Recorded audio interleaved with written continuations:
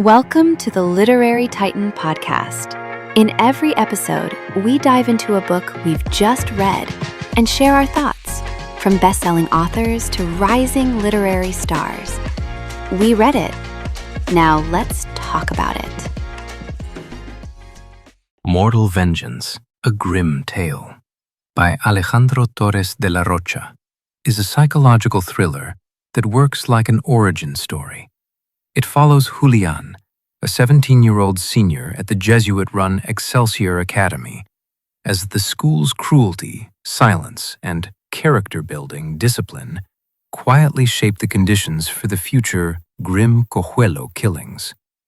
It's framed as the Whodunit prequel to another book in the same universe, tracing how institutional rot and personal guilt turn a Dominican folklore figure, the limping devil reimagined as a hunter, into something inevitable.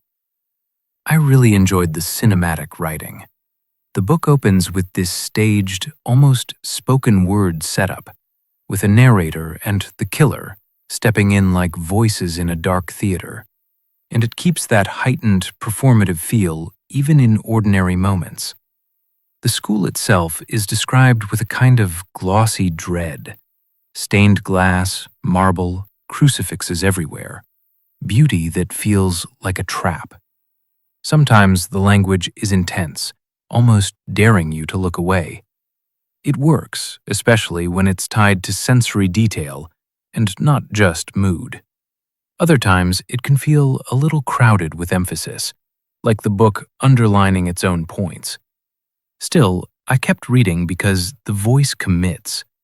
It wants you inside Julián's head, where guilt is not abstract, it's a pressure in the chest. The author's big choice, and I mean this in a good way, is to make the horror feel system-made. The most frightening scenes are not supernatural, they're social. A teacher humiliates a student in public, classmates freeze, phones come out, and nobody with power stops it.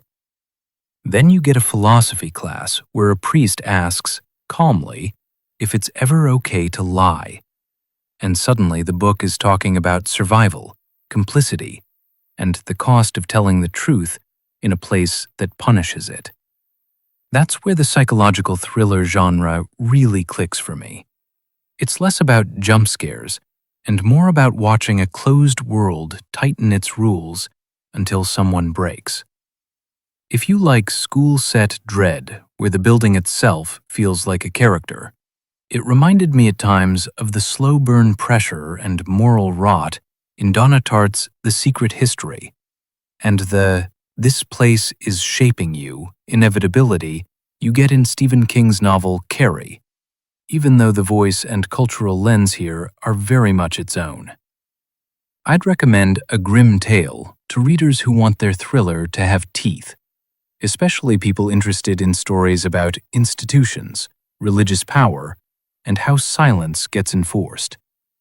One note, it does not tiptoe around heavy material, including trauma and grooming, so you really have to be in the right headspace. But if you're drawn to psychological thrillers where the scariest thing is watching a system teach people to look away, you'll probably appreciate what this book is doing, and how patiently it builds the sense that the monster is being assembled in plain sight. Thanks for joining us on the Literary Titan podcast. If today's review sparked your interest, be sure to pick up a copy of the book and experience it for yourself. If you enjoyed the episode, don't forget to subscribe, leave a rating, or share it with a fellow book lover. Until next time, keep reading.